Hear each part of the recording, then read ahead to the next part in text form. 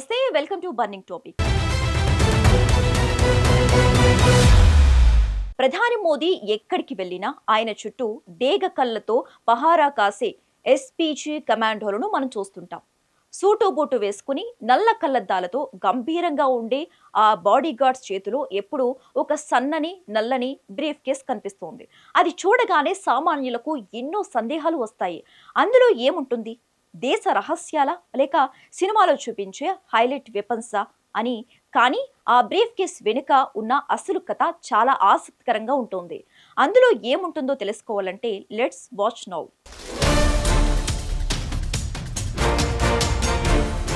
భారత ప్రధానమంత్రి ప్రభుత్వంలో అత్యున్నత పదవిని కలిగి ఉంటారు.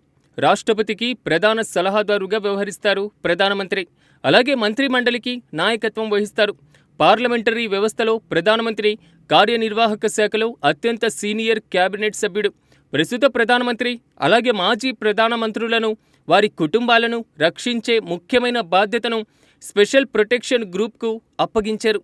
నల్లటి దుస్తువులు ధరించి, నల్లటి స్పెక్స్ ధరించి ఎస్పీజీ సిబ్బంది తరచుగా ఆయుధాలతో పాటు నల్లటి బ్రీఫ్ కేసులను కూడా తీసుకువెళ్తూ కనిపిస్తారు. ఈ బ్రీఫ్ కేసు లోపల ఏముందో ప్రజలకు భిన్నమైనటువంటి అభిప్రాయాలున్నాయి. అసలు నిజమేంటంటే, వినడానికి కాస్త ఆశ్చర్యంగా అనిపించినా ఆ బ్రీఫ్ కేస్ ప్రధాన ఉద్దేశం ఫైళ్లు మోయడం కాదు. ప్రధాని ప్రాణాలను కాపాడడమే దాని అసలు పని. టెక్నికల్గా చెప్పాలంటే అదొక పోర్టబుల్ బుల్లెట్ ప్రూఫ్ షీల్డ్. ఒకవేళ ప్రధానికి ఏదైనా ఆకస్మిక ముప్పు వచ్చినా లేదా కాల్పులు జరిపినా బాడీగార్డ్స్ క్షణాల్లో ఆ బ్రీఫ్ కేసును కిందకు జారవిడిచి ఓపెన్ చేస్తారు. అంతే, రెప్పపాటులో అది ఒక బలమైన రక్షణ కవచంలా మారిపోతుంది. ప్రధానిని సురక్షిత ప్రాంతానికి తరలించేలోపు బుల్లెట్ల నుంచి ఇది మొదటి అంచె రక్షణగా నిలుస్తుంది.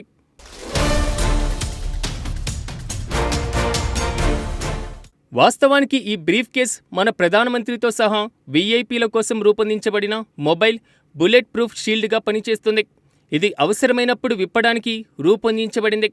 ఎన్ఐజే లెవెల్ 3 వద్ద బాలిస్టిక్ రక్షణను అందిస్తుంది. ఈ షీల్డ్ కవచంలా పనిచేస్తుంది మరియు కిందకు లాగినప్పుడు అది రక్షణ గోడలా తెరుచుకుంటుంది. పిస్టల్ కోసం దాచిన జేబు. దేశాన్ని సందర్శించే అంతర్జాతీయ అతిథుల భద్రతను నిర్ధారించేటువంటి బాధ్యత స్పెషల్ ప్రొటెక్షన్ గ్రూప్ది. ఎస్పీజీ కమాండర్లను కేంద్ర సాయుధ పోలీస్ దళాలు నియమిస్తాయి మరియు కేబినెట్ సెక్రటేరియట్ అధికారిక పరిధిలోకి వస్తాయి.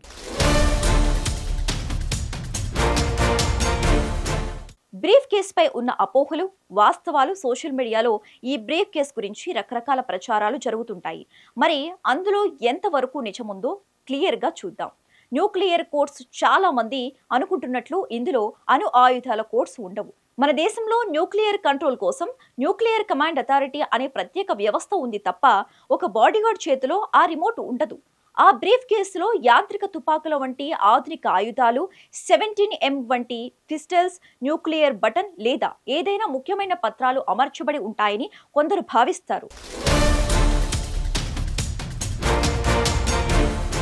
ఇది మాత్రమే కాదు, తరచుగా న్యూక్లియర్ ఫుట్బాల్ లేదా న్యూక్లియర్ బ్రీఫ్ కేస్ అని పిలువబడే బ్రీఫ్ కేస్ అణ్వాయుధాలను నియంత్రించే ప్రపంచ నాయకుల భద్రతా వివరాలతో ముడిపడి ఉంటుంది. వాస్తవానికి ఈ బ్రీఫ్ కేస్ మన ప్రధానమంత్రితో సహా వీఐపీల కోసం రూపొందించబడిన మొబైల్ బుల్లెట్ ప్రూఫ్ షీల్డ్గా పనిచేస్తుంది. ఇది అవసరమైనప్పుడు విప్పడానికి రూపొందించబడింది. ఎన్ఐజే లెవెల్ 3 వద్ద బాలిస్టిక్ రక్షణను అందిస్తుంది. ఈ షీల్డ్ కవచంలా పనిచేస్తుంది మరియు కిందకు లాగినప్పుడు అది రక్షణ గోడలా తెరుచుకుంటుంది.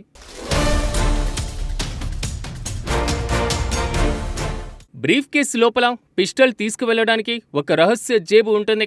ఇది అంగరక్షకుడు ఆయుధాలను కలిగి ఉన్నాడని మరియు అవసరమైతే స్పందించడానికి సిద్ధంగా ఉన్నాడని నిర్ధారిస్తుంది. ఈ కవచం అత్యవసర పరిస్థితుల్లో తక్షణ ఉపయోగం కోసం ఉద్దేశించబడింది. దాడి సమయంలో ప్రధానమంత్రి లేదా ఇతర వీఐపీలకు తాత్కాలిక రక్షణ కల్పిస్తుంది. ప్రమాదం గుర్తించినప్పుడు త్వరగా ఏర్పాటు చేయగల రక్షణ అవరోధంగా ఇది పనిచేస్తుంది.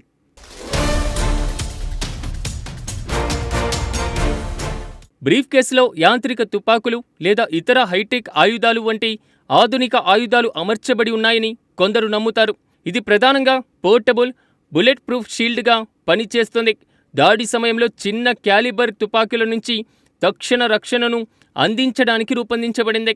ఇక విమర్శకులు తరచుగా ఇటువంటి కవచాలను స్నీపర్ దాడులు లేదా బాంబు పేలుళ్లకు వ్యతిరేకంగా అసమర్థంగా ఉండవచ్చని ఎత్తి చూపుతూ ఉంటారు. ఇది నిజం. దాడి ప్రారంభమైన తర్వాత తక్షణ ప్రతిస్పందన కోసం ఈ కవచం రూపొందించబడింది మరియు ప్రారంభ బెదిరింపుల నుంచి హానిని నిరోధించకపోవచ్చు.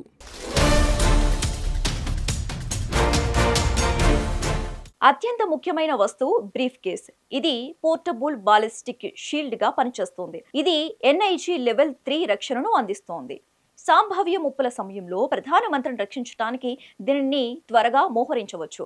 అయితే బాడీ ఆర్మర్ వారు దీనిని బాలిస్టిక్ ముప్పుల నుంచి రక్షించడానికి రూపొందించిన లెవెల్ 3 బుల్లెట్ ప్రూఫ్ చొక్కాలను ధరిస్తారు. అదనంగా వారు వ్యూహాత్మక ప్రయోజనాన్ని కొనసాగించడానికి మరియు వారి వ్యక్తీకరణలను దాచడానికి ప్రత్యేకమైన చేతి తొడుగులు మరియు ముదురు అద్దాలను ఉపయోగిస్తారు. మిషన్ గన్, సీక్రెట్ ఫైళ్లు ఇది చూడడానికి స్టైలిష్గా ఉన్నా ఇది కాల్పులు జరిపేటువంటి తుపాకీ కాదు. రక్షణ కోసం ఇందులో చిన్న పిస్టల్స్ పెట్టుకునే వెసులుబాటు ఉన్నా దీని ప్రధాన ఉద్దేశం రక్షణ కల్పించడమే, కానీ ఎదురు దాడి చేయడం కాదు.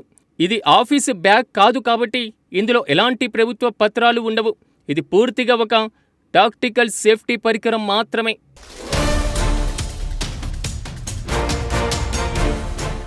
ఇది బ్రీఫ్ కేస్ మాత్రమే కాదు, ప్రధాని రక్షణ బాధ్యతను ఎస్పీజీ బృందం దగ్గర కేవలం ఈ బ్రీఫ్ కేస్ మాత్రమే ఉండదు.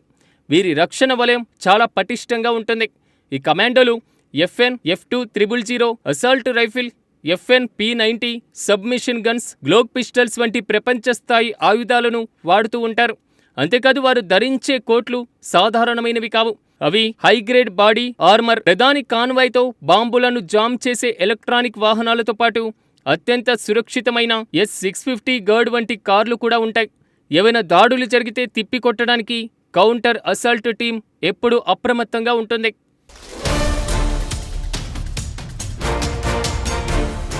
ప్రపంచవ్యాప్తంగా ఇదే ఫార్ములా దేశాధినేతలను రక్షించుకోవటానికి ఇలా బ్రీఫ్ కేసును షీల్డ్గా వాడటం ఒక్క మన దగ్గరే కాదు, ప్రపంచవ్యాప్తంగా ఉన్న ఎలైట్ సెక్యూరిటీ ఫోర్సెస్ ఇదే పద్ధతిని పాటిస్తారు.